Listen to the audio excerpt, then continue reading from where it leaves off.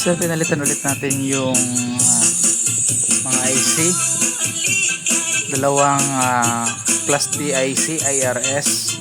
Tapos pagpalit din pala tayo ng, pilitan ko pa rin yung sahay, pilitan natin yung sahay para sigurado. Tapos palit tayo ng IC para doon sa high. Ayan na. Although yung issue niya ay sub IRS, pero sinabay natin yung sa high. Ito on.